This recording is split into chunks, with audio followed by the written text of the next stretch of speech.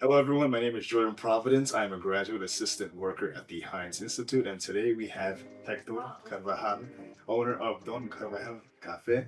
It is a coffee business, and it markets towards producers and consumers alike, and it aims to bridge the gap between the Dominican Republic and the Bronx. So, Hector, how are you doing today? Phenomenal. Can't complain. Good. How you feel after that e-talk? It was cool. It was good.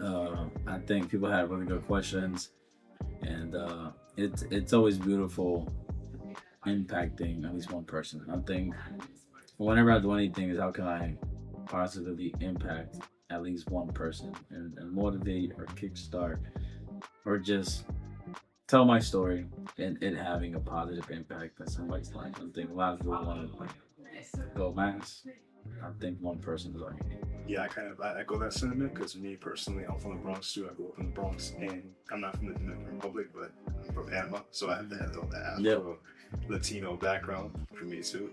So I thought your story was especially interesting because it speaks to me in that way. But the first question I had for you is, coffee is an integral part of everyday life, especially in New York. Really busy, work-life culture, we need that extra energy. You've provided that to us in more ways than one. Your coffee business and coffee in general, giving us that caffeine to keep going. So what was that moment that you would say made you realize this was your calling?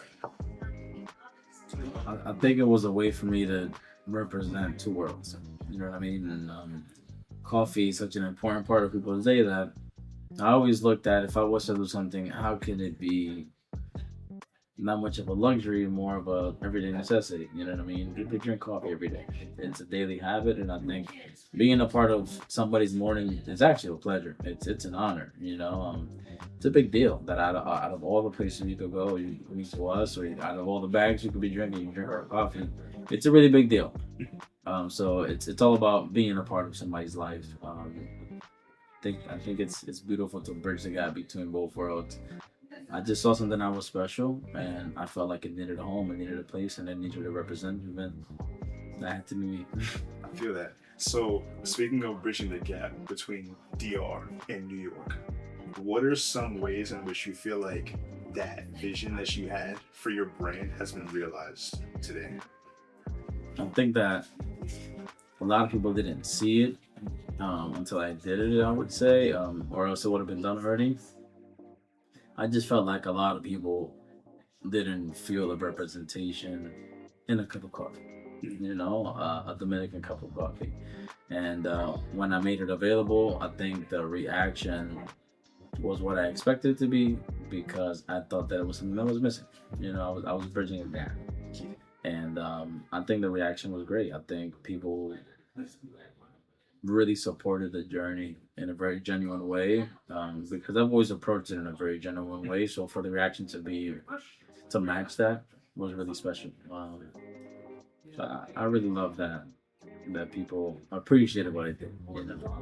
So doing a little bit of my interview prior to this, a little bit of research prior to this interview, I found that the 3 C's of a community is coffee, community, and culture. So talk to us a little bit about your roots in the Dominican Republic and how has that found itself in your coffee business, and how does that distinguish your business from other coffee businesses? I think that drinking coffee in the Dominican Republic is something that brings people together. So there's coffee, community, and culture. I think we are the culture, and coffee brews community because it creates a moment, it creates unity. The first thing people offer you when you visit their home in the Dominican Republic is a cup of coffee, it's a cafecito, so it's such a big part of our culture, and I think a lot of people have realized it, but the 3 C's is really what I grew up with, coffee as a community, coffee that brought together a community. And we are the culture. We look like it, we talk like it, we dance like it. We are the culture. I think we have to embrace it. And there is no right or wrong way. Everybody has their own interpretation of it. Very well spoken.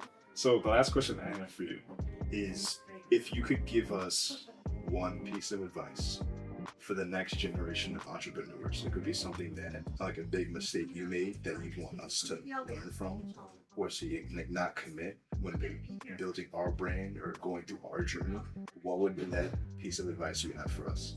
I think the number one thing is really understanding what you want to do. Yeah. And really organizing yourself, preparing yourself as much as possible, doing proper research, really getting out there, doing things to just find out if it's a good idea. I think it's really important for you to quantify your idea to yourself. You know what I mean? That there is the world, because you have to sell it to somebody, but like you need consumers, like your consumers have to believe in it to buy it. But I think first you need to really believe in yourself and confirm it for yourself and make it make sense to you, because as much as you believe in it, is as much people will believe in you, because you're the one who has to tell the story. You're the one who has to sell the product. And if you don't believe in it, nobody else will. Very well spoken. So unfortunately, that's all the time we have today.